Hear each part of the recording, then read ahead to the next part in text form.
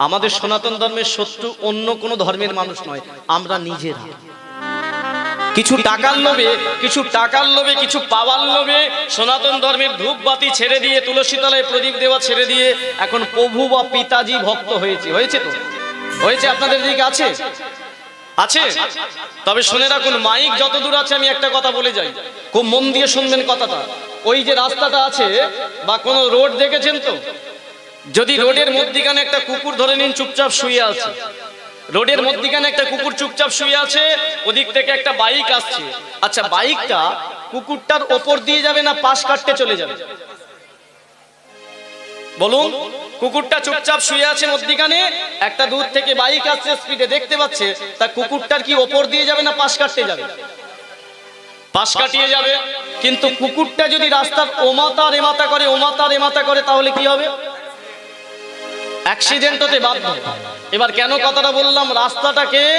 রাস্তাটার নাম হলো সনাতন ধর্ম। কুকুর কারা? আমরা। একটা জায়গায় একটা ডাল ধরে যদি চুপচাপ বসে থাকতে পারি, তাহলে যতই বাইক রূপী আসুক শক্তিগুলো, বাইরের শক্তি, পাশ কাটিয়ে যাবে, কেউ অ্যাক্সিডেন্ট করবে না। কিন্তু দুটো টাকার লোভে কুকুরের মতো যদি একবার ওই দিকে আর একবার এই দিকে, একবার ওদিকে যদি একদিকে করি, কুকুর যেমন ওই পিষে মরবে, ঠিক এই কাজে এই কাটা খোলাতে, এই বাগানটার মাটিতে যে কুকুররূপী মানুষগুলো লোভেতে ওমাতা রেমাতা করছে, তাদেরও দুর্গতি একদিন রাস্তার কুকুরের মতো হবে, পিষে মরবে। আর সেই দিন দেখবেন ওই মানুষগুলো এই জায়গায় এসে বসতে বাধ্য হবে। যে ছেলে নিজের বাবাকে বাবা না বলে অপরের বাবার চরণ ধরে বাবা বাবা বলে, সে ছেলে নয়, সে সন্তান কোনোদিন হতে পারে না। যে ধর্মকে রক্ষা করার জন্য যার খারাপ লাগবে সে চলে যেতে পারেন, খারাপ লাগাতে আমার কিছু যায় আসে না। কারণ এই সনাতন ধর্ম মানুষকে যা দিয়েছে এ পৃথিবীতে কেউ দেয়নি। মনে নেই সেই দিনগুলোর কথা? স্বামী মরে গেলে হাতটা পায়ে দড়ি মেলে চিতার মধ্যে তুলে আপনাদের পোড়ানো হতো। কে বাঁচিয়েছিল? কে প্রতিবাদ করেছিল? এই চৈতন্য মহাপ্রভু। একটা 9 বছরের মেয়ের সাথে একটা 80 বছরের বৃদ্ধের বিবাহ দেওয়া হতো। কে প্রতিবাদ করেছিল? এই চৈতন্য মহাপ্রভু। বাচ্চা বাচ্চা ছেলেগুলো রাস্তায় যখন পড়ে অনাথ হয়ে কাঁদতো, সমাজে যখন ধর্মের জায়গায় অধর্ম ভরে গেল, জাতিভেদ প্রথা, তুমি নিচু জাতির ছেলে, তোমার অধিকার নেই এখানে বসার, তোমার অধিকার নেই মন্দিরে ওঠার, তোমার অধিকার নেই কৃষ্ণ কথা বলার। জানেন কেউ আমাদের রক্ষা করেনি। যে গোলকের সিংহাসনে বসে থাকতো, ভাবলে অবাক হয়ে যাবেন, যিনি গোলকের সিংহাসনে বসে থাকতেন, যিনি রাধারানীর প্রেমকে গ্রহণ করতেন, এই পৃথিবীতে রাধারানীর থেকে ভক্ত আর বড় কেউ নেই। যে সুখের সাম্রাজ্যে থাকতেন, সেই ভগবান যখন দেখলেন কলিযুগ ধর্ম আজকে কঙ্কালে পরিণত হয়েছে, শেষের পথে চলে যাচ্ছে, সেই গোলক থেকেই ভুলোকে নেমে এসেছিলেন আমাদের মতো মানুষ। যে অনাথ ছেলেগুলো রাস্তায় পড়ে পড়ে ঘুমাতো, কাঁদতো, যাদেরকে ভালোবাসার কেউ নেই, এই মানুষটা এসে জড়িয়ে ধরেছিল। যে ছোট ছোট মেয়েগুলো যাদেরকে বিবাহ দেওয়া হতো, তাদেরকে রক্ষা করেছিলেন এই চৈতন্য মহাপ্রভু। সমাজের সকল জাতিকে একত্রিত করে সনাতন ধর্মকে নতুন ভাবে সাজালেন, আর সেই ধর্ম পরিত্যাগ করে যাচ্ছে। আপনারা বলবেন কেন সতীদাহ প্রথা রাজা রামমোহন রায় তো বন্ধ করেছিল আইনের দ্বারা, বিধবা বিবাহ চালু করেছিল বিদ্যাসাগর আইনের দ্বারা। শুনে রাখুন, এরা তো এসেছিল 150 বছর আগে। কিন্তু কাকে দেখে শিখেছেন জানেন? চৈতন্য মহাপ্রভু। চৈতন্য নামটা তাকে অন্য কেউ দেয় না, আমরা দিয়েছি। চৈতন্য মিন্স চেতনা। অজ্ঞান জীবকে যিনি চেতনা দিয়েছিলেন তিনি চৈতন্য মহাপ্রভু। আজকে সেই চেতনাবিহীন মানুষ হয়ে আছি আমরা। কি শুনবেন কীর্তন? আসবেন 3টে ঘন্টার জন্য চলে যাবেন। ওই বাবা ঠাকুরগুলো ভেবে দেখেছেন কোনোদিন? আজকে আমাদের তো একটু বেশি টাকা হলে আমরা কি করি? প্রথমে একটা শখের বাড়ি বানাই, তারপরে টাকা বেশি একটা গাড়ি কিনি, তারপরে টাকা বেশি হয়েছে জমি কিনতে শুরু করে দিই, তারপরে টাকা বেশি হয়েছে ব্যাংকে অ্যাসেট করি। এটা আমাদের চিন্তা ভাবনা। কিন্তু কত জনের চিন্তা ভাবনা আছে যে আমার একটু অর্থ হয়েছে, আমি সমাজের জন্য কিছু করি। স্বার্থপর হয়ে আছে আমরা প্রত্যেকে। কি দরকার ওইখানের ওই মানুষগুলো এত সুন্দর অনুষ্ঠান করার? এই সনাতন ধর্মকে বাঁচানোর তাগিদে তারা চেষ্টা করছে প্রতি মুহূর্তে। আর আমরা কি জানেন, বাড়ির দরগোড়ায় যখন ওই মানুষগুলো কুকুরের মতো যায়, নয় এই যে একটা মন্দির করব 200 টাকা চাঁদা দেবে, বাড়ি থেকে আমাদের মতনই একজন বেরিয়ে এসে বলে এত চাঁদা কিসের, দিতে পারবো না, 100 টাকা নিন, তাও দেখবেন 3 সপ্তাহ ধরে নেবে, 3 সপ্তাহ যেতে হবে। কার জন্য, কিসের জন্য? কথাটা শুনতেও খারাপ লাগলে বলে দিই, যে মানুষগুলো মন্দিরটা হবার জন্য 200 টাকা দেননি, দেখবে হয়তো কোনোদিন 20,000 টাকা চলে গেছে নার্সিংহোমে, বেডে শুয়ে আছে। ভালো কেউ আছেন, এতগুলো মানুষ কীর্তন পরে শুনবেন, ভালো কেউ আছেন? নামাবলি তো আর কারো বাড়িতে নেই, প্রত্যেকের বাড়িতে এখন ওষুধের ঝুলি কম্পালসারি, ওষুধ ছাড়া কোনো বাড়ি নেই। কেন, কিসের জন্য?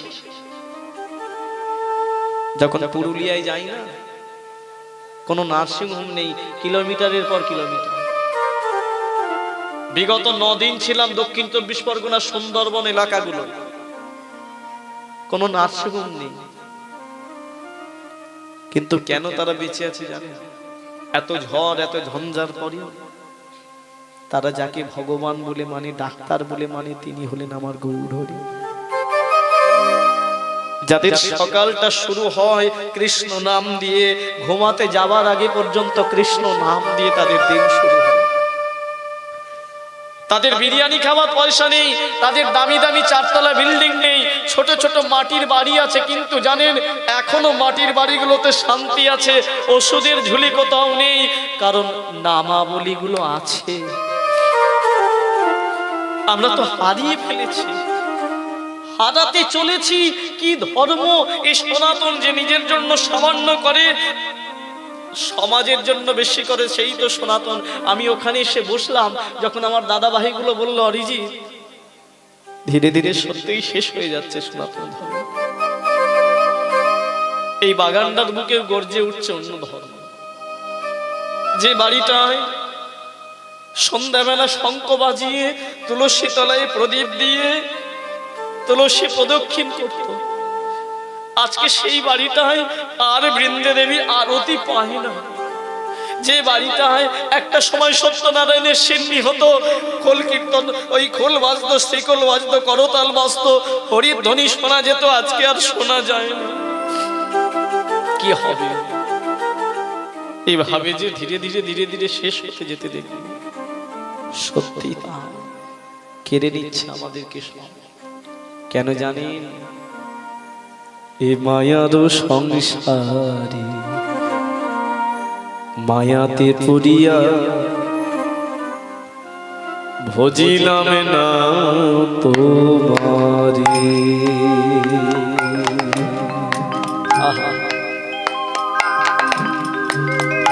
মায়ার সংসারে মায়াতে পড়িয়া ভজিলাম না তোমারে। এই মায়ার সংসার মায়াতে পড়িয়া ভজিলাম না তোমারে। মায়ার সংসারে মায়াতে পড়িয়া ভজিলাম না তোমারে। হলো না ভজন সাধো,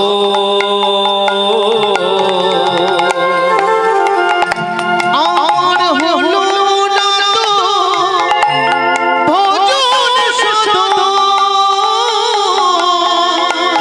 এই যে আপনারা বলবেন ভালো আছি, কি দরকার ভজন সাধন করে? দিব্যি তো আমার ছেলেটা ইংলিশ মিডিয়ামে পড়ছে, আমার ছেলেটা জয়েন্ট এন্ট্রান্স দিয়েছে, কদিন পরে চাকরি পেয়ে যাবে, ইঞ্জিনিয়ার হবে। কোনো মা বলবেন আমার ছেলেটা তো কয়েকদিন পরে পুলিশের চাকরি পেয়ে যাবে, কি দরকার এখানে বসে থাকার থেকে? শুনে রাখুন, আজকে একটা পুলিশের বাড়িতেও যা, একটা ইঞ্জিনিয়ার বাড়িতেও তা, আর একটা স্কুল মাস্টারের বাড়িতেও তা। তিনখানা বড়ি কমন। কানে লাগছে কথাগুলো বললে না, সহ্য হচ্ছে না। তিনটে বড়ি প্রত্যেকটা বাড়িতে কমন হয়ে গেছে। এক নম্বরে বাড়িতে আছে গ্যাসের বড়ি, এমন কেউ নেই আমার বাড়িতে পর্যন্ত বলি আছে, আছে না? এক নম্বরে গ্যাসের বড়ি, দু নম্বরে প্রেসারের বড়ি, আর তিন নম্বরে সুগারের বড়ি। কেন, কিসের জন্য? হ্যাঁ, সব থেকে বর্তমানে যদি গ্যাস কেউ দিয়ে থাকে সেটা আমরা মানুষ রূপে মিথ্যা কথা বলি। সব থেকে মিথ্যুক বর্তমানে পৃথিবীতে সেটা আমরা, যার জন্য আজও একটা ছাগলের নরমাল প্রসব হয়, আজও একটা গরুর নরমাল প্রসব হয়, আজও একটা পাখির নরমাল প্রসব হয়, কিন্তু আমাদের মানুষদের আর হচ্ছে না, সিজার করতে হচ্ছে ইচ্ছার বিরুদ্ধে। ভগবান দিতে চাইছে না প্রসবটা হোক, তবু আমরা ইচ্ছা করে বের করে নিচ্ছি। ভগবানের ইচ্ছার বিরুদ্ধে সিজার করতে হচ্ছে। কেন জানেন? মিথ্যাবাদী হয়ে গেছি আমরা সবাই, যার জন্য গ্যাসের বড়িটা ধরিয়ে দিয়েছে। দু নম্বরে প্রেসারের বড়ি। কেন দেবে না প্রেসার? আপনি আমি একটু উলবেরিয়া কালীবাড়িতে একটা মোটা মালা নিয়ে গিয়ে, একটা ডালা নিয়ে গিয়ে ঠাকুরের সামনে বলি, মা আমার ছেলেটা যেন পরীক্ষায় পাশ করে, আমার মেয়েটার যেন ভালো জায়গায় বিয়ে হয়, আমার স্বামীর বিজনেসটা যেন ভালো চলে, যদি চলে আমি কথা দিলাম পরের বারে আমি কৌশিকী অমাবস্যায় তোর এই মন্দিরে এসে 5,000 টাকার প্রসাদ দিয়ে যাব। ঠাকুর, আমার ছেলেটা যদি চাকরি পেয়ে যায়, পরের বছর এখানে এসে হরিনামের দল দেব। ভেবে দেখুন, আমি ভগবানকে প্রেসার দিচ্ছি যে যদি তুমি দাও তবে আমি দেব। ভগবান বলে প্রেসার কাকে বলে তুই বুঝতে পারবি। যা চেয়েছে তার 3 গুণ দিচ্ছে। চেয়েছিল একটা সামান্য চাকরি, এমন চাকরি দিল লাখ লাখ টাকা মাইনে। চেয়েছিল 1 তলা করে দিয়েছে 10 তলা। চেয়েছিল 1 বিঘে সম্পত্তি, দিয়ে দিয়েছে আজকে 10 বিঘে। কিন্তু ভগবান বলে দাঁড়া, এরপরে কি অবস্থা হয় দেখ। এমন একটা বিজনেস করেছে, আগে শান্তিতে ঘুমাতে পেত, এখন 5,000 জন কর্মী হয়ে গেছে। মাথা হ্যাং হয়ে যাচ্ছে, শরীর কাঁপছে, হাতটা নিয়ে গিন্নি দাও না বড়িটা দাও, শরীরটা কাঁপছে। কিসের বড়ি? প্রেসারের বড়ি। প্রেসারের বড়ি খেলো, 10 তলা বিল্ডিং এ আছে, কিন্তু বাবা রাতের অন্ধকারে গিয়ে লোকটা সবে একটা আলু খেতে যাচ্ছে। কেন? 10 তলা বিল্ডিং করে একটা আলু পর্যন্ত খেতে পাচ্ছে না, কারণ এমন একটা ভগবান রোগ দিয়ে দিয়েছে। নাম কি? সুগার। তাহলে কি লাভ হলো? ব্যাংকে 20,000, 25,000, 1 লাখ, 2 লাখ রেখে লাভ কি হলো? যদি মন্দির করতে যাওয়ার সময় 500টা টাকা দিতে পারলেন না, কারণ আমরা সেই পথের পথিক নই। আমাদের হলো না তো,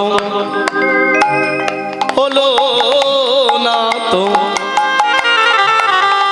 হলো না তো ভজন সাধন, এই সংসার পাদাবাদী ভজিলাম না তোমারি। ওই না মায়ার সংসারে ভজিলাম না তোমারে। ওই না মায়ার সংসারে মায়াতে পড়িয়া ভজিলাম না তোমারে। এই যে শত কৌরবকে হারিয়েছিল কারা? মায়েরা বলুন, এদিকে দেখুন। শত কৌরবকে হারিয়েছিল কারা? 5 পাণ্ডব। তাদের প্রধান ছিল কে? কৃষ্ণ। আপনারা মায়েরা যেখানে আছেন, আমি একটা কথা বলে যাই, পাণ্ডবদের মতো ব্যবহার করুন। পাশের বাড়ির যে মাটা লোভেতে, যে বাড়িটা ওই লোভেতে, দুর্যোধনের মতো লোভেতে এই ধর্মকে অপমান করে অন্য ধর্ম গেলেও আপনারা চেষ্টা করুন, আপনাদের সহায় আছে ভগবান শ্রীকৃষ্ণ, সবাই মিলে সেই বাড়িটাই গিয়ে ওই দুর্যোধনদের যেমন অবস্থা হয়েছিল ডেনাটা ধরে বের করে দিন। হয় এই পাড়ায় থাকতে গেলে এই ধর্ম করতে হবে, তুলসী প্রদীপ দিতে হবে, হরি কীর্তন করতে হবে, আর না হলে এই পাড়া থেকে দূর হয়ে যাও। দেখবেন কোন জায়গায় 2 দিন পরে চাপ পড়ে অটোমেটিক্যালি তারা এই ধর্মে আসবে, কারণ বুঝতে শিখবে। আর যদি না এখন থেকে করতে পারেন, তাহলে জানবেন একদিন হয়তো আবার সেই 200 বছর আগের সাম্রাজ্য ফিরে আসতে পারে। মনে রাখবেন। যাই হোক, অনেক কথা বলে ফেললাম, এগুলো বলার প্রয়োজন ছিল, আমাকে দাদা ভাইরা বলেছিল যে বলতে হবে, মানুষকে সচেতন করতে হবে। তবে একটা কি, আমি যদি নিজে না বুঝি, কারো বাবার ক্ষমতা নেই বোঝার, তবে বুঝতে যদি পারেন ভালো, আর না যদি বুঝতে পারেন তাহলে আরো ভালো। কিন্তু রাধে রাধে, মেন জায়গায় ফিরে আসুন। তাহলে সৃষ্টি হলো গিরি গোবর্ধন পর্বত কোন জায়গায়? ক্ষীরোদ সাগরের তীরে। গোবিন্দ বললেন, শোনো রে, নাম নিয়ে জন্মগ্রহণ করেছে এই পর্বত। বলে কিরকম? এই যে কিরকম নাম নিয়ে জন্মগ্রহণ করেছে, বলে শোনো, এই যে এখানে যতজন আছেন বলুন তো, আমরা নাম নিয়ে কেউ জন্মগ্রহণ করেছি? করেছি? আমার নাম কেউ দিয়েছিল? তোর নাম কেউ দিয়েছে? ঠাকুমা, তোর নাম কে দিয়েছে? রাজমিস্ত্রি তোর নাম? আচ্ছা, যাই হোক, সবার নাম সবাই দিয়েছে। গোবিন্দ বলল, শোনো রাধে, এই পর্বতটার নাম নিয়ে জন্মগ্রহণ করেছে। রাধারানী বলল, কিরকম? আচ্ছা, জেনে রাখুন, আমরা বুঝে নেবেন ভালো করে। দেখবেন আমাদের বাঙালিদের সমাজে বৈশাখ মাসে অনেক মেয়ে জন্মগ্রহণ করলে তার নাম কি রাখা হয়? তাহলে নাম নিয়ে জন্মগ্রহণ করলো। শ্রাবণ মাসে অনেক মেয়ে জন্মগ্রহণ করলে, ফাল্গুন মাসে অনেক মেয়ে জন্মগ্রহণ করলে, কার্তিক মাসে অনেক ছেলে জন্মগ্রহণ করলে, বিশেষ কোনো পূর্ণিমার দিনে জন্মগ্রহণ করলে,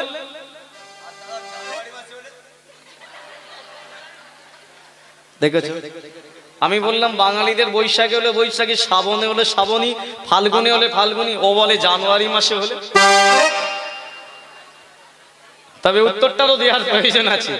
যদি তুই হয়ে থাকিস তাহলে জানুয়ারি হবে, ভাইপো হয়েছে জানুয়ারিতে, তোরই মতো হবে। তাই গৌরী বলে দিব। যাই হোক, ভগবান বললেন, শোনো, এই নাম নিয়ে জন্মগ্রহণ করেছে পর্বতটা। রাধারানী বলল, কিরকম?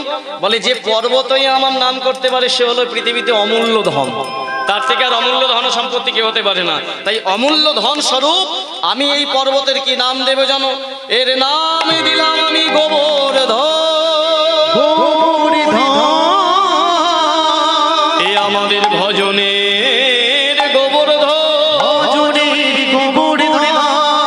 এ আমাদের মিলনের গোবর্ধন।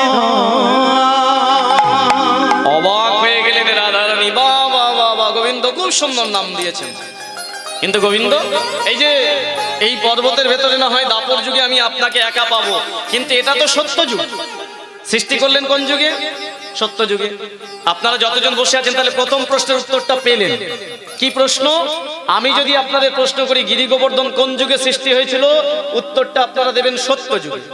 যদি বলি কোন জায়গায় সৃষ্টি হয়েছিল, উত্তর দেবেন ক্ষীরোদ সাগরের তীরে। যদি প্রশ্ন করি কি থেকে সৃষ্টি হয়েছিল, উত্তর দেবেন রাধারানীর নয়নের জল আর ক্ষীরোদের মাটি মিশ্রণ করে। যদি বলি গোবর্ধন নামটা কে রেখেছিল, বলবেন ভগবান শ্রী গোবিন্দ অমূল্য ধন সম্পত্তি রূপে সৃষ্টি হয়েছিল, তাই তার নাম গোবর্ধন। তাহলে প্রথম প্রশ্ন ক্লিয়ার হলো। এবার দ্বিতীয় প্রশ্নে আসুন। রাধারানী গোবিন্দকে বলেন, এই যে এই পর্বত সত্য যুগে সৃষ্টি করলেন, সত্যের পর ত্রেতা, যে যুগে আপনি রাম হবেন আমি সীতা হব, তারপরে দাপর যুগ।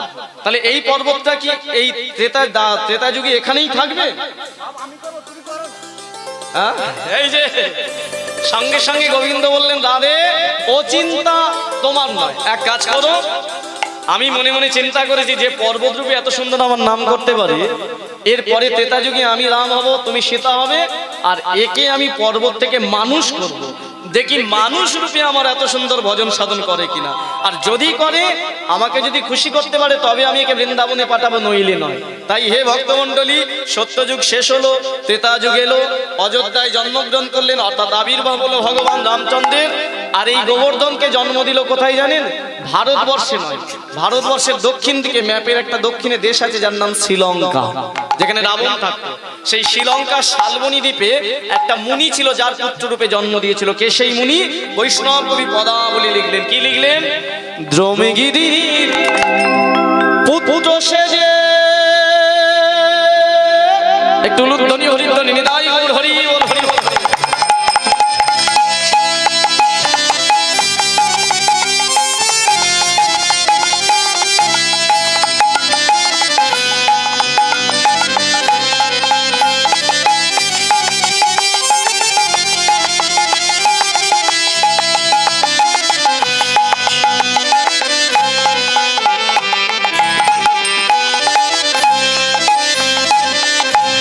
ও তার নামে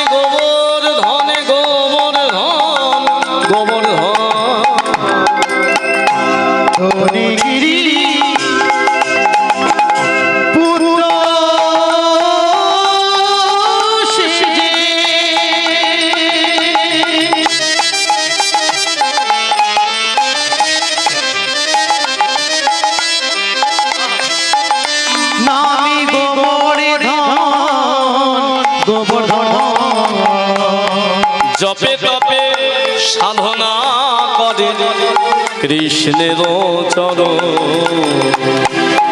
ওই না জপে তপে সাধনা করে কৃষ্ণের চরণ। ও সে জপে তপে আর সাধনা করে। আস্তে এখান থেকে একটু থামালাম কেন, যে পদাবলীটা আমি গাইছি এটা গোবর্ধনের দ্বিতীয় জন্মের সূচনা। কি লিখলেন বৈষ্ণব কবি? দমগিরির পুত্র সে যে নাম গোবর্ধন, অর্থাৎ দমগিরি বলে একজন মুনি ছিল, তার পুত্র রূপে ভগবান তাকে জন্ম দিল।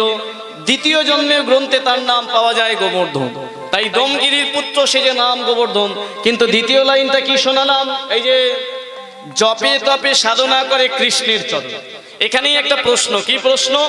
না ত্রেতা যুগে ভগবানের নাম কি হয়েছিল মা? কি নাম বলুন? ত্রেতা যুগে ভগবানের নাম কি হয়েছিল? বলে কে জানে? ও তোমরা খোঁজ রেখেছি জানি।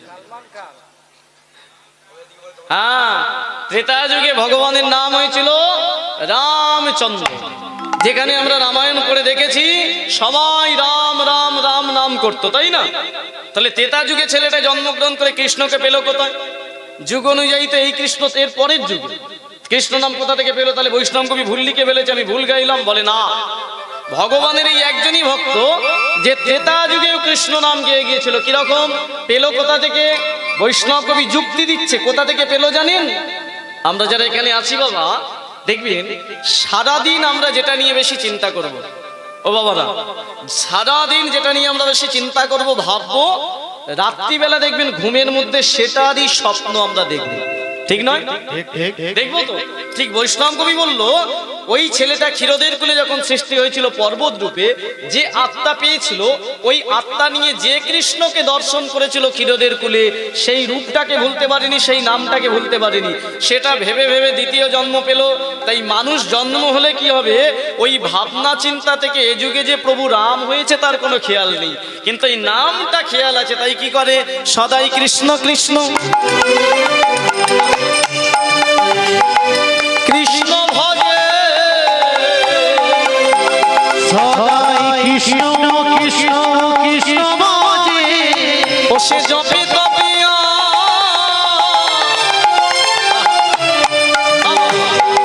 সাধনা করে, সদাই কৃষ্ণ কৃষ্ণ কৃষ্ণ ভজে। একবারে দেখা দাও হে আমার প্রাণের ঠাকুর, কৃষ্ণ কৃষ্ণ কৃষ্ণ ভজে। তোমার চরণে শরণ নিল, সদাই কৃষ্ণ কৃষ্ণ কৃষ্ণ ভজে। তুমি আমার প্রাণের ঠাকুর, সদাই কৃষ্ণ কৃষ্ণ কৃষ্ণ ভজে। তুমি আমার প্রাণের ঠাকুর, কৃষ্ণ কৃষ্ণ কৃষ্ণ ভজে। আমি ওই চরণে শরণ নিলাম, সদাই কৃষ্ণ কৃষ্ণ কৃষ্ণ ভজে। একবারে দেখা দাও হে আমার প্রাণের ঠাকুর, কৃষ্ণ কৃষ্ণ কৃষ্ণ ভজে। তুমি আমার প্রাণের ঠাকুর, কৃষ্ণ কৃষ্ণ কৃষ্ণ ভজে। আমি ওই চরণে শরণ নিলাম, সদাই কৃষ্ণ কৃষ্ণ কৃষ্ণ ভজে। তুমি আমার প্রাণের প্রাণ, কৃষ্ণ কৃষ্ণ কৃষ্ণ ভজে।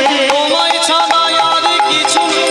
একবারে দেখা দাও হে মদন মোহন, তোমায় ছাড়া কিছু না জানি, দেখা দাও হে মদন মোহন। তোমায় ছাড়া কিছু না জানি, সদাই কৃষ্ণ কৃষ্ণ কৃষ্ণ ভজে। জপে তপে সাধনা করে কৃষ্ণের চরণ। জপে তপে সাধনা করে কৃষ্ণের চরণ। ও হে দয়াল হে, ও হে দয়াল হে। সত্যযুগ শেষ, খুব মন দিয়ে শুনবেন। ত্রেতা যুগ শুরু হলো। গিরি গোবর্ধনের মানুষ জন্ম হলো শ্রীলঙ্কার মাটিতে দমগিরির পুত্র রূপে। এবার আসুন, আজকে আমি কেন গিরি গোবর্ধনকে নিয়ে লীলা পরিবেশন করছি? এই জগতে কীর্তন কি শিক্ষা দেয়? এই যে মায়েরা, আজও লক্ষ্য করে দেখবেন আপনার বাড়িতে দেয়ালেতে বা অফিসে, কলেজে, স্কুলেতে এমন কিছু মানুষের ছবি টাঙানো থাকে, যেমন ধরে নিন বিদ্যাসাগর, রামমোহন রায়, মাতঙ্গিনী হাজরা, রবীন্দ্রনাথ ঠাকুর, এদের প্রত্যেকের ছবি কিন্তু টাঙানো আছে, যারা আজ জীবিত নেই, ছিল, আছে, থাকবে। কেন, কিসের জন্য, কেন তাদেরকে আমরা মনে রেখেছি? তাহলে নিশ্চয়ই এমন কোন কর্ম করে গিয়েছিল যার জন্য তাদেরকে আমরা মনে রেখেছি। মানুষকে মানুষ মনে রাখে কেন? তার কর্মের জন্য। তাহলে সনাতন ধর্মের গ্রন্থেতে গোবর্ধন কেন স্থান পেল? নিশ্চয়ই কোনো কর্ম করে গিয়েছিল যার জন্য সে স্থান পেল। মানুষ হয়ে জগৎকে কি শিক্ষা দিয়ে গেছিল? সময়টা অল্প, খুব অল্প করে বুঝে নেবেন ভালো করে। এই ছেলেটি জন্ম যখন মানুষ রূপে হলো বাবা, মানুষ হবার পরে ধীরে ধীরে যখন তার জ্ঞান হলো, সংসার ধর্ম ত্যাগ করে চলে গেল কোথায়? না জঙ্গলে, কৃচ্ছ সাধন করতে লাগলো।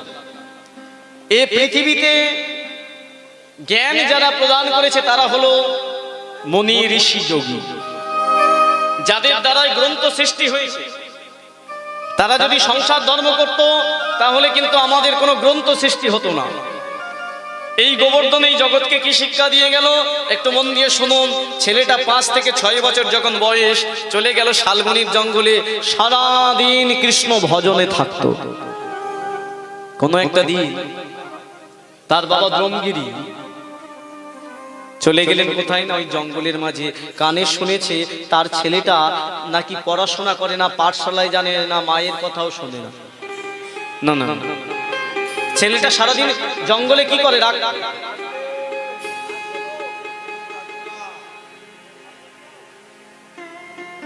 কে বললো? ভজন গাই বলতো না? তুমি ভজন গাইবে? কতক্ষণ এখানে বসে আছো? অনেকক্ষণ বসে আছো? চুপচাপ শুনছো, ভালো না লাগলে চলে যাবে। ভজন মানে জানো? ভজন মানে জানো? ভজন মানে দেই দেই করে নাচানাচি নয়। ভজন মানে ভজনা করা, যে কথার মাধ্যম দিয়ে ভগবানের চরণ পাওয়া যায় সেটাই হলো ভজন। তুম আজানা ভগবান, যে ভজন গাইলে নয়নে জল আসে, যে ভজন গাইলে 2 বাহু তুলে ধেই ধেই করে নাচা হয়, ওটা ভজন না, ওটা সাময়িক আনন্দ। সুরদাস মহারাজের একটা লাইন গাইছে শুনুন। তুম আজানা ভগবান, আজানা ভগবান, ভগবান।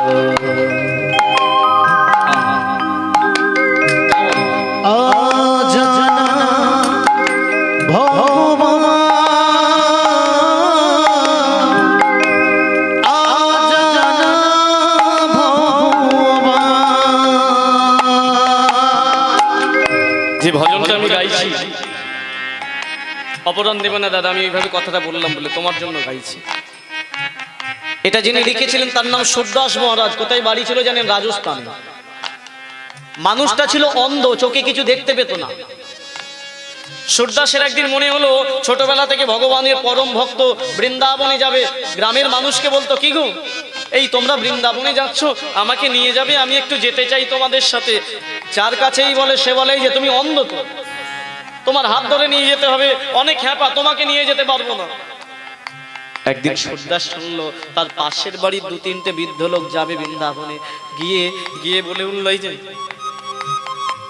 আমি অন্ধ, এই জন্য কেউ নিয়ে যেতে চাই না, জঙ্গলের রাস্তা, এক কাজ করো না, আমাকে তোমরা দুজন নিয়ে যাও না, তোমাদের আমার হাতটা ধরতে হবে না, আমি তোমাদের কথা শুনতে শুনতে, পায়ের ধ্বনি শুনতে শুনতে যাব। তবে এটা বলতে পারি, যদি রাস্তায় কোথাও হারিয়ে যাই আর আমাকে নিয়ে যেতে হবে না, আর আমায় নিয়ে যেতে হবে না, তোমরা চলে যাবে। সুরদাসকে বলল, ঠিক আছে তাই হবে।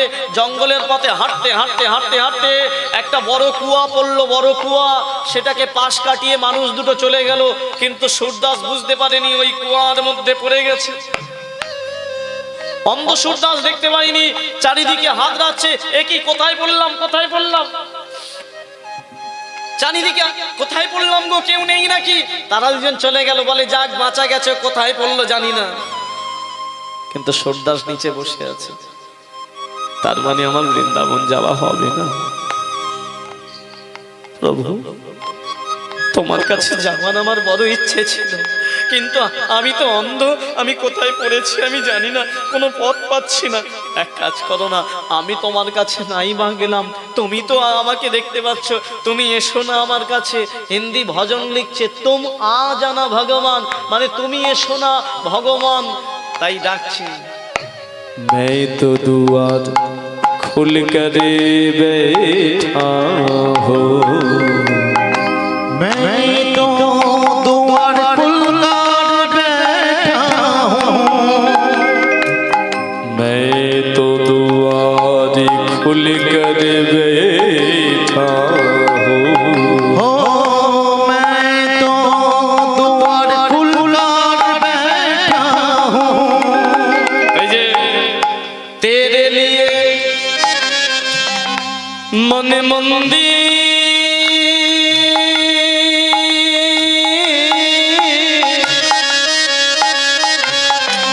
है राधा सुनिशा, तेरे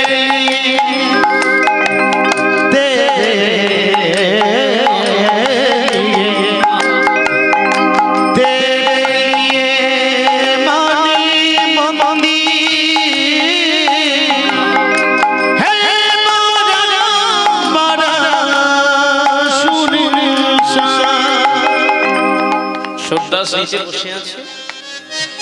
मैं तो द्वार খুলকার, মন দিয়ে শুনুন, দ্বার মানে দরজা। সুরদাস বলছে, প্রভু আমি তো আমার মনের দরজা খুলে বসে আছি, এসো না এসো না, আমি তো যেতে পারছি না।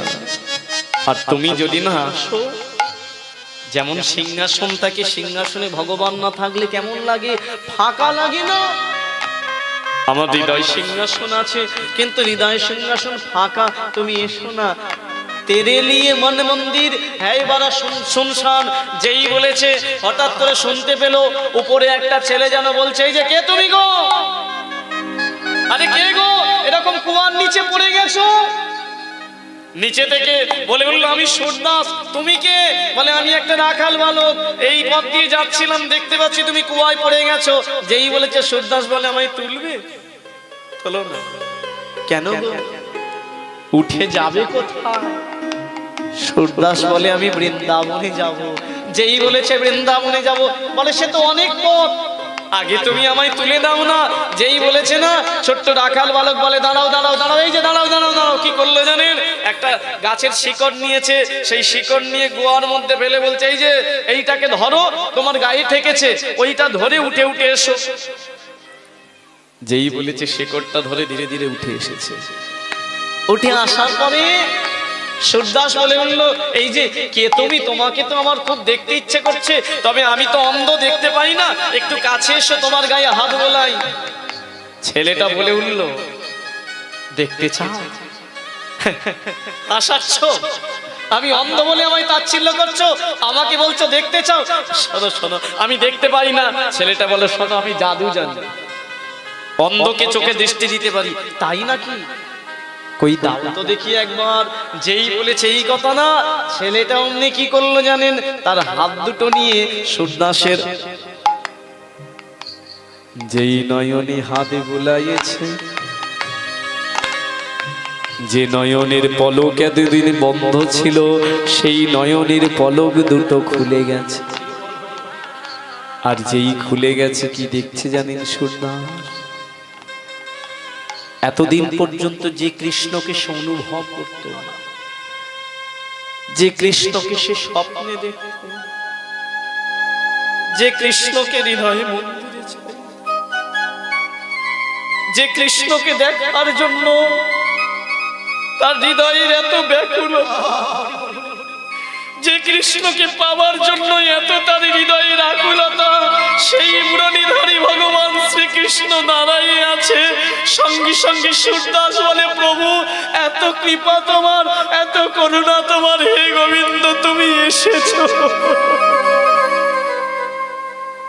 কৃষ্ণচন্দ্র বলে, সূরদাস তুমি তো ডাকলে আমাকে ভজনের দ্বারা, তোমার অজানা ভগবান, তাই তো আমি এসেছি।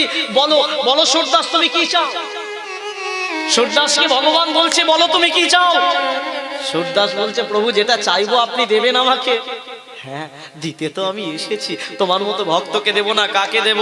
সূরদাস কি চাইলো জানেন? প্রভু দিতে যদি হয় আমাকে এক কাজ করুন, আমার নয়নটা যেমন অন্ধ ছিল চিরজীবনের জন্য অন্ধ করে দিল, করে দাও। সূরদাস, সবাই নয়নে দেখতে চায়, আমি তোমায় নয়নে দৃষ্টি দিলাম, তুমি আমায় দেখতে পাচ্ছ, আর কেন বলছো আমাকে অন্ধ করে দাও? সূরদাস বলে, ও প্রভু, কেন অন্ধ হতে চাইছি জানো? যে নয়ন খুলে আমার ভগবানকে আমি দেখেছি, আমি চাই এই পৃথিবীতে আমি ওই প্রভু ছাড়া দ্বিতীয় আর কারো রূপ না আমার নয়নের সামনে বসে। আমি দেখে নিয়েছি, নয়নটা এবার বুঝিয়ে দাও আমার। ভগবান বলে, বাবা বাবা বাবা, নয়নের পাতা দুটো চিরদিনের জন্য এঁটে দিলেন ভগবান শ্রীকৃষ্ণ, আর পথ দেখিয়ে দিলেন। ওই সূরদাস বৃন্দাবনে গিয়ে, শুনে রাখুন, ওই সূরদাস বৃন্দাবনে গিয়ে 32,000 ভজন লিখলেন অন্ধ হয়ে। তারই ভজন আপনারা শোনেন, অনুপ জোড়াদারের ভজনগুলো শোনেন না, সব ওই সূরদাসের লেখা। আমরা যে ভজন গাই সব সূরদাসের, কিন্তু আমরা মডার্ন হয়েছি তো, আমরা ভজন মানে ধেই ধেই করে নাচা ভেবেছি। দোহাত তুলে বলতে কৃষ্ণ নাম, এটা ভজন। চল রে আমার মন বৃন্দাবন, এগুলো হলো ভজন না, এগুলোই সাময়িক আনন্দ পাওয়া যায়। কিন্তু যে ভজনীয় হয়, যে ভজনের দ্বারা কৃষ্ণকে হৃদয়ে মাঝে পাওয়া যায়, সেটাই হলো ভজন। নিতাই গৌর হরি বল। मैं तो द्वार खुल कर बैठा हूँ, मैं तो द्वार खुलकर बैठा हूँ, तुम आ जाना भगवान, आ जाना भगवान, हो जाना भगवान, आ जाना भगवान, आ जाना भगवान।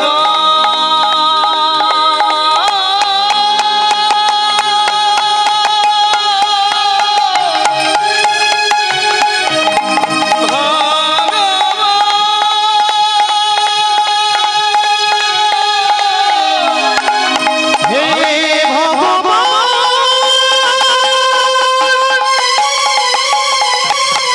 निताई गौर हरि हरि हरि।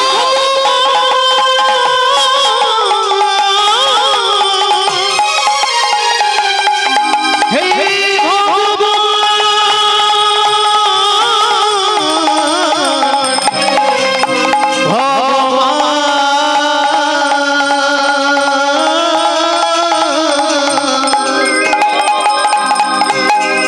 तुम आ जाना भगवान, आ जाना भगवान, हो आ जाना भगवान,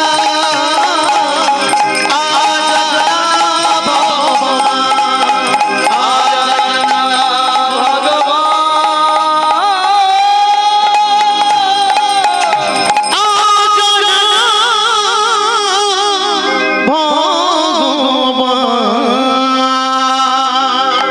এই যে একটা ক্লাসের মধ্যে অনেক ছাত্রছাত্রী থাকে, মাস্টার সব থেকে বেশি ভালোবাসে কাকে বলুন তো? হ্যাঁ? যে ফেল করে তাকে? হ্যাঁ গো, যে ফেল করে তাকে মাস্টার ভালোবাসে। হ্যাঁ, যে ভালো পড়াশোনা করে, যে প্রতিদিন স্কুলে আসে, যার ব্যবহার ভালো, মাস্টার তাকে ভালোবাসতে বাধ্য। তাহলে এই লীলা অনুযায়ী ভগবানের ছাত্র তেতা যুগে একটা, যার নাম গোবর্ধন, আর তেতা যুগে মাস্টার রূপে জন্মগ্রহণ করেছে প্রভু রামচন্দ্র। এই যে ভজনটা গাইলাম, ধরে নিন এরকম অনেক ভজন সে গিয়েছিল, অনেক কথা সমাজের জন্য বলেছিল, যার জন্য ভগবানের পছন্দ হয়ে গেল। ভগবান মনে মনে ভাবলো, না না না না না না, গোবর্ধনকে মানব জন্ম দিয়েছি, ছেলেটা এত সুন্দর ভজন সাধনা করছে, আর দেরি করব না, ওকে বৃন্দাবনে নিয়ে যাব। তবে তার আগে একটা পরীক্ষা করব। কি পরীক্ষা করলেন? কবে? এই যে তেতা যুগে মা সীতাকে কে হরণ করে নিয়ে গেছিল বলুন তো? কে নিয়ে গেছিল রে? অমরেশ অমরেশপুরী। তুই কোথায় দেখলি যে অমরেশপুরী নিয়ে গেছে এই সীতাকে? টিভিতে দেখেছিস? টিভিতে দেখেছিস? হাওড়া জেলার ছেলে তো সব একরকম। হ্যাঁ, অমরেশপুরী নিয়ে যেতে পারি, তবে সেটা অভিনয়ের ক্ষেত্রে। যখন রামায়ণ হয়েছিল হয়তো অমরেশপুরী রাবণের চরিত্রে অভিনয় করেছিল। হ্যাঁ, সীতাকে নিয়ে গেছিল রাবণ, আর নিয়ে যখন গেল সীতা উদ্ধারের জন্য শ্রীলঙ্কা থেকে একটা সেতু মাধ্যমে হয়েছিল না, ভারত থেকে সেতু, তখন রামচন্দ্র ভাবলো যে গোবর্ধনকে এই সময় পরীক্ষা করি। কি পরীক্ষা করি?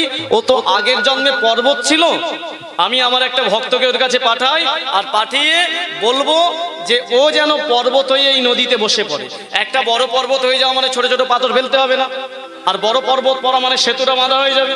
পরীক্ষাটা তাহলে কি না, গোবর্ধন যদি তার নিজের ইচ্ছায় মানুষ থেকে আমার সেবার জন্য পর্বত হয়, তার মানে ও আমার ভক্ত।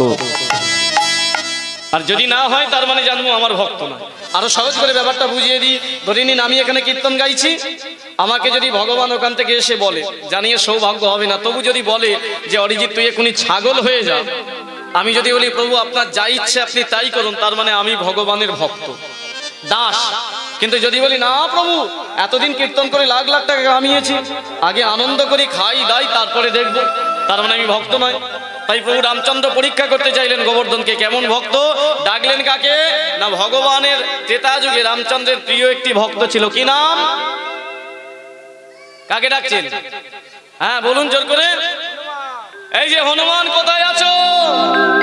আর এদিকে এসো না গো, এই এদিকে এসো, এদিকে এসো। আমি হব, তুই হ। তোকে আমি তো ডাকলাম ভালো। এই তুই হনুমান হবি? আমাকে হনুমানের মতো দেখতে, ওকে তবু কতটা লাগে। আচ্ছা এদিকে আয়, তোকে হনুমান হওয়া কত ভাগ্যের। আচ্ছা এদিকে আয়, রাগ করিস না। আচ্ছা হনুমান হওয়া ভাগ্যের দরকার নয়। যেদিন সীতামা মাথায় একটু সিঁদুর পড়ছে, হনুমান দেখতে পেয়ে বললো ও মা মাথায় কেন রং লাগাচ্ছ? তখন সীতামা বললো ওটা রং নয়, ওটা হলো সিঁদুর। বলে লাগালে কি হয়? তোর প্রভুর মঙ্গল হয়। যেই বলেছে পরের দিন হনুমান কি করেছে, মাথা থেকে লেজ পা চারিদিকে সিঁদুর পরে এসেছে। সীতামা দেখে বলে আরে এই পাগল হলি নাকি, এত কেন সিঁদুর মেখেছিস? বলে কেন, তুমি প্রভুকে ভালোবাসো, তার মঙ্গল চাও, মাথায় এইটুকু লাগালে যদি এতটা মঙ্গল হয়, তাহলে আমি সারা শরীরে মেখেছি, আমার প্রভুর কত মঙ্গল হতে পারেনি। তাই গৌর হরি। এই জগতে সবাই আমরা নিজের মঙ্গল চাই, তাহলে যে ছেলেটা ভগবানের মঙ্গল চায় তার থেকে আর বড় ভক্ত কে আছে? হ্যাঁ এই যে তার থেকে বড় ভক্ত কে আছে? এবার তাহলে হনুমান হবি? হ্যাঁ হ্যাঁ হবি? বলে হ্যাঁ প্রভু বলুন কি করতে হবে। বলে শোন, শালবনির জঙ্গলে যা, গিয়ে দেখবি আমার একটা ভক্ত আছে যার নাম গোবর্ধন। চিনবি কি করে? বলে কিভাবে চিনবো? বলে ত্রেতা যুগে সবাই রাম নাম করে, একমাত্র যার বদনে কৃষ্ণ নাম সেই হলো গোবর্ধন। কি করবো প্রভু গিয়ে? বলে এই গোবর্ধনকে বলবি ও যেন পর্বত হয়ে এই নদীতে বসে, ওর মধ্যে ওই ক্ষমতা আছে। যদি হতে চাই নিয়ে আসবি, আর যদি না হতে চায় তাহলে নিয়ে আসবি না। পারবি? এটাই পারবি তো? পারবি? তাহলে যা একবার শালবনির জঙ্গলে।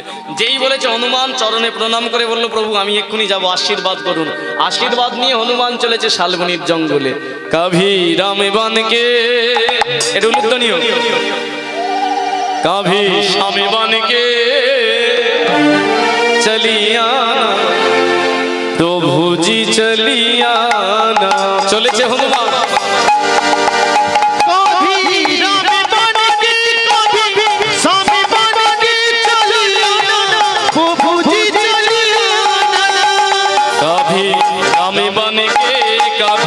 स्वामी बन के चलिया ना प्रभु जी चलिया ना।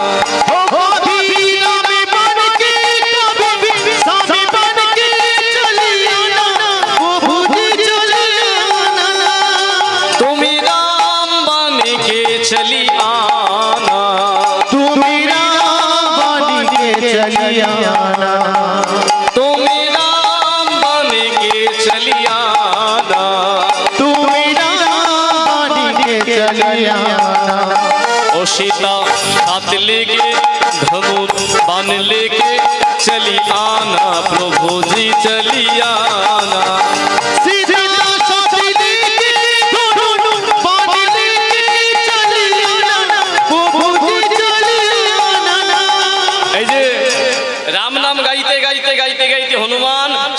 শালবনির জঙ্গলে যখন যাচ্ছে, শালবনির জঙ্গলে প্রবেশ করবে, হঠাৎ করে কানে এলো একটা নাম, তবে রাম নাম নয়। কি নাম জানেন? ওই জঙ্গলের ভেতর থেকে যেন কে গাইছে, একটা মন দিয়ে কি গাইছে, তুমি শাম বানে কে চলি আনা, উলুধ্বনি, তুমি शाम के चली आना, তুমি शाम के चली आना। ও রাধা আমি লয়ে মুরলি সঙ্গ লয়ে চলি আনা, প্রভুজি চলি আনা। हो राधा में लोये मुरली संग लोये चली आना, प्रभुजी चली आना। ও রাধা বামে লয়ে মুরলি সঙ্গ লয়ে চলি আনা, প্রভুজি চলি আনা। हो राधा में लोये मुरली संग लोये चली आना, प्रभुजी चली आना। এই যে তাহলে লীলা অনুযায়ী রাম নাম গাইছে যে, তার নাম হনুমান, আর শ্যাম নাম যে গাইছে তার নাম জাম্বুবান। জাম্বুবান। ও নয় হনুমান ঢের, আমার জানি শ্যাম নাম কে গাইছে? গোবর্ধন। তাহলে একই যুগে দুটো প্রভুর নাম হচ্ছে, একজন শ্যাম নাম, একজন রাম নাম। আমরা তো ত্রেতা যুগে বসে এখন লীলাটা শুনছি, লীলার জায়গাটা ত্রেতা যুগ। তাহলে আমরা কেন ছাড়বো? আমরা রামও গাইবো না, শ্যাম গাইবো না, আমরা কি গাইবো?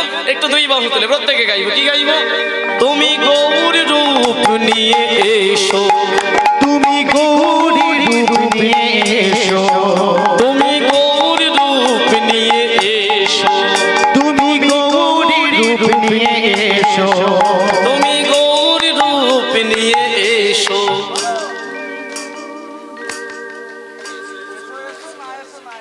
মানে এসো এসো না এসো না এসো, যাই হোক যখন বললেন যেমন যার ভাব তার তেমন লাভ। একটু দুই বাহু তুলে গাইব একসাথে, তুমি গৌর রূপ নিয়ে এসো, তুমি গৌরী রূপ নিয়ে এসো। ও দুটি বাহু তুলে মুখে হরি বলে চলে এসো, প্রভুজি চলে এসো। ও দুটি বাহু তুলে মুখে হরি বলে চলে এসো, প্রভুজি চলে এসো। ও দুটি বাহু তুলে মুখে হরি বলে চলে এসো, প্রভুজি চলে এসো। একসাথে প্রেমানন্দে গাইব, কবি রাম बन के कभी श्याम बन के चली आना, प्रभुजी चली आना। ओ कभी राम बन के कभी श्याम बन के चली आना, प्रभुजी चली आना। ओ कभी राम बन के कभी श्याम बन के चली आना, प्रभुजी चली। बोलिए प्रभु रामचंद्र की, रामचंद्र की, रामचंद्र की। জয় দিতে ভয় লাগে নাকি? হ্যাঁ, ভয় বললেই মারবি নাকি? আচ্ছা আচ্ছা, যাই হোক, নেতাই গৌর হরি বল, আসতে মন দিয়ে শুনুন। তাহলে শালবনির জঙ্গলে এলো কে? হনুমান রাম নাম গাইতে গাইতে। আর যেই এসেছে জয় শ্রীরাম বলেছে, অমনি গোবর্ধন এত বছর। কি ব্যাপার? এই যে আরে কেতে মুগে ভালো আছো? সত্যি ভালো আছো? আপনাদের গ্রামের আমার প্রিয় ভাই স্ত্রী আজকে পশ্চিমবাংলার বিভিন্ন জেলায় কীর্তন করে বেড়াই, জানেন। আমরা দুজন মানে উদয় বা আমি এই কীর্তনের শুরু যার কাছ থেকে, আমার কীর্তনের প্রথম গুরু হলেন আমার পরম পূজনীয় বাবা ঈশ্বর বদনচন্দ্র পুরকাইত, বহু বছর আগে মারা গেছেন। তারপরে আমার দ্বিতীয় সুযোগ হয়েছিল দিলীপ ব্যানার্জি মহাশয়।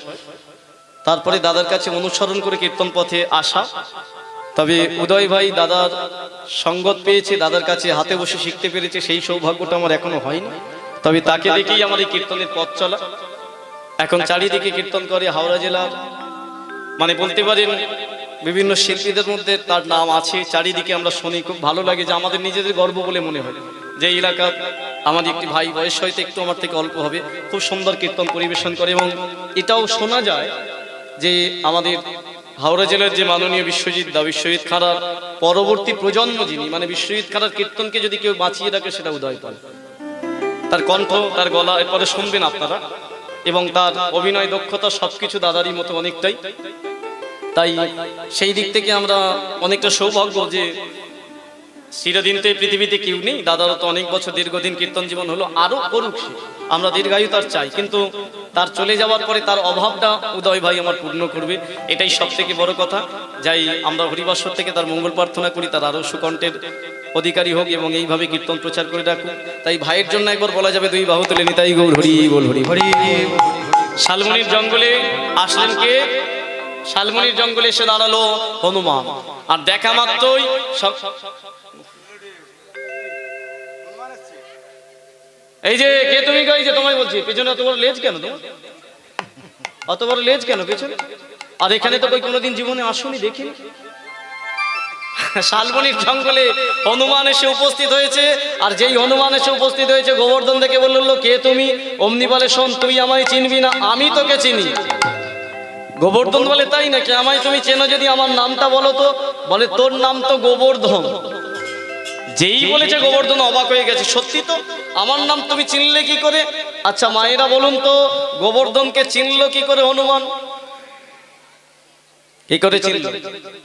হ্যাঁ, ওই যে প্রভু রামচন্দ্র বলে দিয়েছিল না, যার বদনে কৃষ্ণ নাম সেই হলো গোবর্ধন। কারণ ত্রেতা যুগে সবাই রাম নাম করতো, একমাত্র কৃষ্ণ নাম গোবর্ধন করতো, তাই চিনতে অসুবিধা হলো না। গোবর্ধন বলে বাবা বাবা, সত্যিই তো তুমি আমায় চেনো। এবার হনুমান বলে শোন, শুধু নাম জানি না, আরো আমি একটা জিনিস জানি। বলে কি?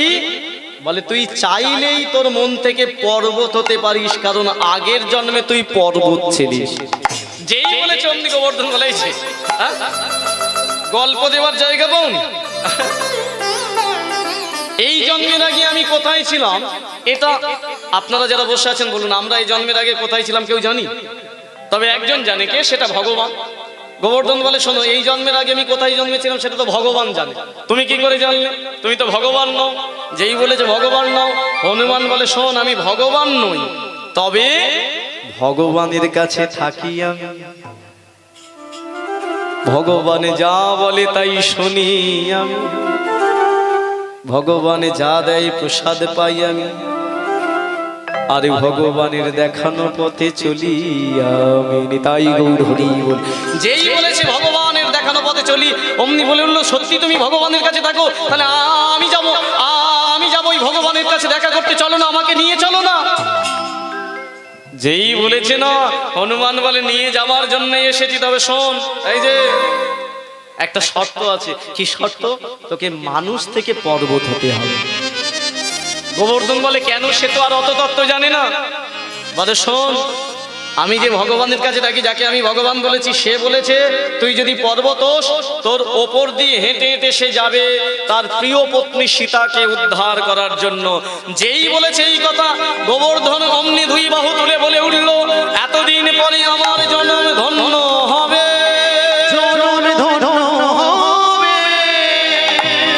আমি প্রভুর চরণে পাবো, প্রভুর চরণে পাবো, আমি প্রভুর কৃপা পাবো।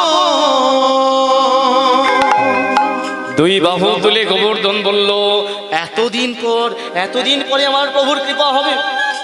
হনুমান বলে কৃপা মানে কি রে? বলে কেন?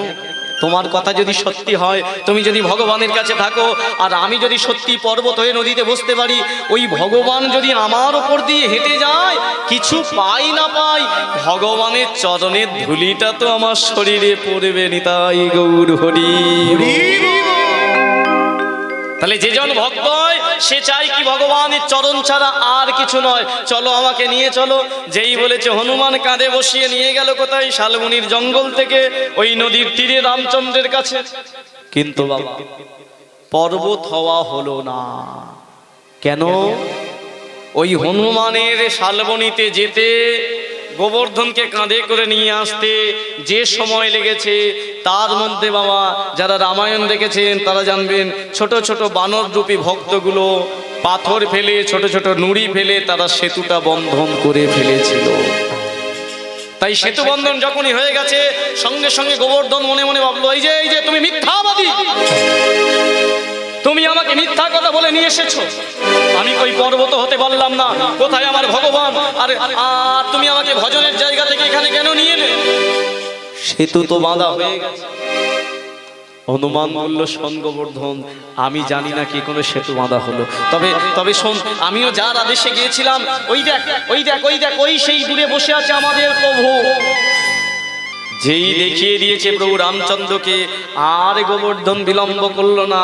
ছুটতে ছুটতে ছুটতে ছুটতে গিয়ে প্রভু রামচন্দ্র যেখানে বসে আছে সেই চরণে গিয়ে আছাড় খেয়ে পড়লে। চদন রিয়া